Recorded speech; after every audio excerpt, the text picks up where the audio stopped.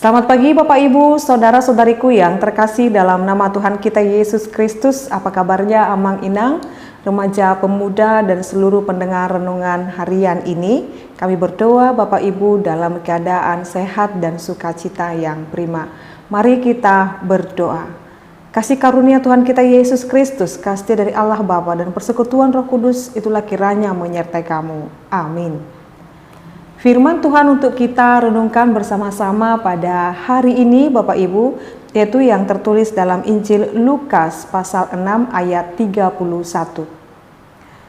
Dan sebagaimana kamu kehendaki supaya orang perbuat kepadamu, perbuatlah juga demikian kepada mereka. Demikian pembacaan firman Tuhan.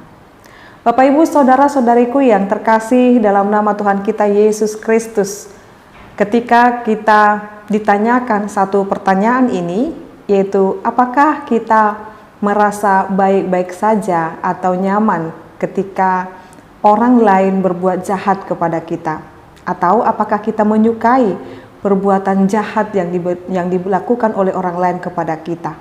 Pasti kita akan menjawabnya tidak. Pasti kita tidak nyaman kepada orang-orang yang berbuat jahat kepada kita. Oleh karena itu Bapak Ibu Saudara-saudariku, firman ini, renungan harian ini mengajarkan bagaimana sikap hidup orang Kristen untuk memperlakukan sesamanya.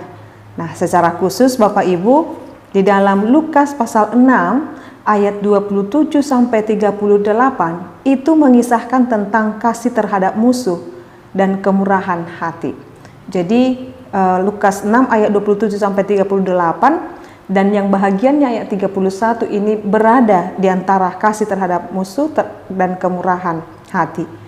Bapak Ibu Saudara-saudariku, pada awalnya di dalam teks ini musuh yang disampaikan atau musuh yang dimaksudkan di dalam teks ini adalah pertama-tama orang yang menindas pengikut-pengikut Yesus Kristus. Nanti kalau kita baca di ayat 20 sampai 26 di sana dengan jelas dikatakan. Jadi berkenan dengan mereka Yesus tidak mengutip Mazmur 139 ayat 22, kita boleh dan harus membenci perbuatan musuh itu, tetapi musuh itu sendiri sebagaimana sesama manusia haruslah kita kasihi. Jadi firman ini mengajarkan kita bagaimana bersikap ketika Kristen di tengah-tengah pergaulan kita. Bapak Ibu, dalam hal ini disampaikan kepada kita ada beberapa jenis kata kasih untuk dapat bersikap kepada sesama kita. Dalam bahasa Yunani ada yang pertama disebut kasih itu diterjemahkan dengan eros, yaitu mengenai cinta antara dua jenis kelamin laki-laki atau perempuan. Dan yang kedua adalah philia. Apakah philia ini? Yaitu rasa kasih atau cinta, persahabatan, simpati atau rasa senang kepada orang lain, atau terhadap famili atau keluarga atau sahabat-sahabat dan seterusnya. Tetapi Bapak Ibu, di sini ayat 27 sampai ayatnya yang ke-38 ini ada dipakai suatu kata kerja yang berhubungan dengan untuk kasih juga, yakni agape, yaitu sikap rela atau sudi yang aktif menginginkan keselamatan dan kesejahteraan sesama manusia.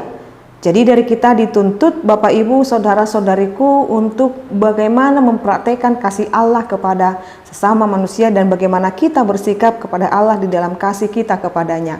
Maka firman ini dikatakan Dan sebagaimana kamu kehendaki supaya orang perbuat kepadamu, perbuat juga demikian kepada mereka. Kita akan mungkin bertanya, bagaimana mungkin saya dapat mengasihi orang yang sudah mengkhianati saya?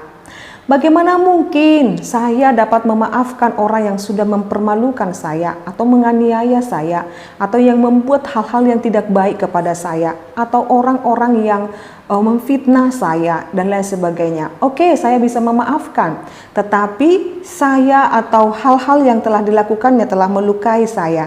Bagaimana mungkin? Padahal Bapak Ibu sebagai orang Kristen, ketika kita mengatakan bahwasanya kita meneladani Yesus Kristus, kita harus tiba pada kasih yang disampaikan. Nah, Bapak Ibu, pertanyaan tadi bagaimana mungkin itu memang betul tidak mungkin kita dapat atau bahkan menerima dia secara utuh tanpa ada kesalahan sebelumnya kalau kita memperhadapkannya dalam kasih filia Bapak Ibu. Nah, dalam firman ini, dalam renungan ini, pakailah kasih agape.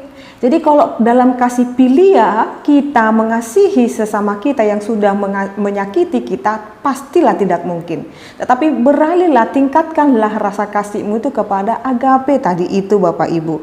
Yaitu bahwasanya di mana agape itu sikap rela atau studi aktif menginginkan keselamatan dan kesejahteraan sesama manusia. Nah, di sini dia Bapak Ibu.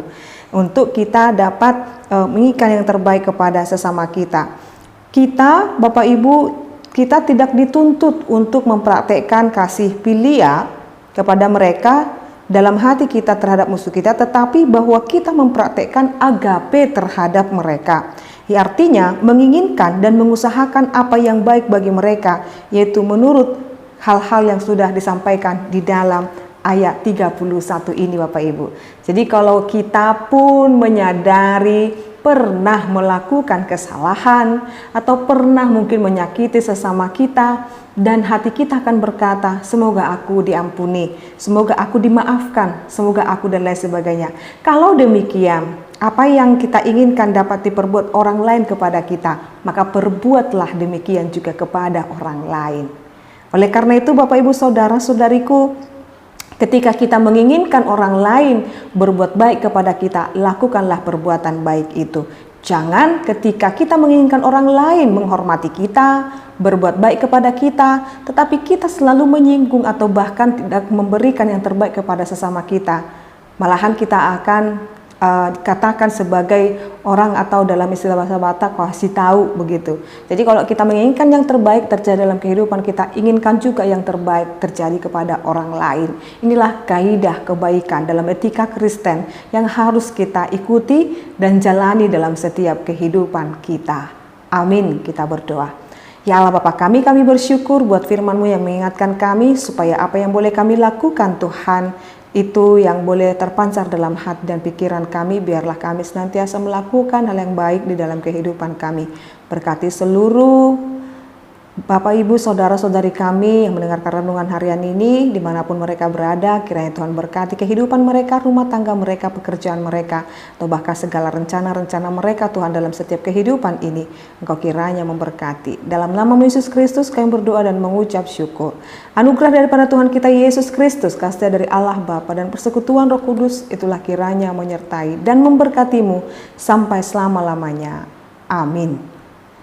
Selamat pagi Bapak Ibu, saudara-saudariku, Tuhan Yesus memberkati. Shalom.